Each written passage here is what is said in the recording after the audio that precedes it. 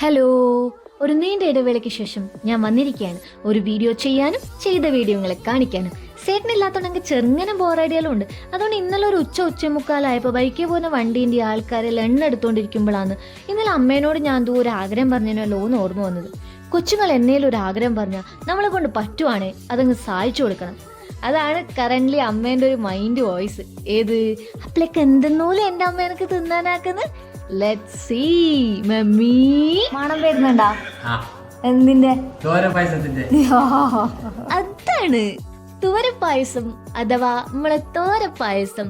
ഇടലം മരിച്ചിട്ട് 12-ന് അന്ന് ഈ പായസം കൊടുക്കും. അതുപോലെ മകരം 18, 28 അന്നും ഇതാക്കലുണ്ട്. ബേസിക്കലി ഈ തോരപ്പായസം എന്ന് പറഞ്ഞാൽ ഒരു അടിയന്തര മൂടാണ്. പക്ഷെ അങ്ങനെ ഒന്നല്ല കേട്ടോ, ഈ സാധനം ഒരു രക്ഷയില്ല, പൊളി സാധനം. ആക്ച്വലി നമ്മൾ ഭക്ഷണം കളയാൻ പാടില്ല.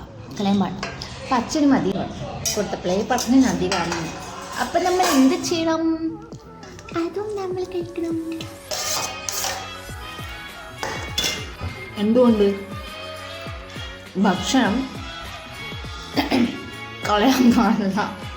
ഓക്കെ, അടിപൊളി. ഏത് മൂഡ്? പായസം മൂഡ്. എങ്ങനെയാണ് ഇതാക്കുന്നതെന്നും ചോദിക്കണ്ട, എനിക്കറിയില്ല. സോ ദാറ്റ്സ് ഓൾ അബൌട്ട് തോരപ്പായസം. Tata bye bye, see you. Like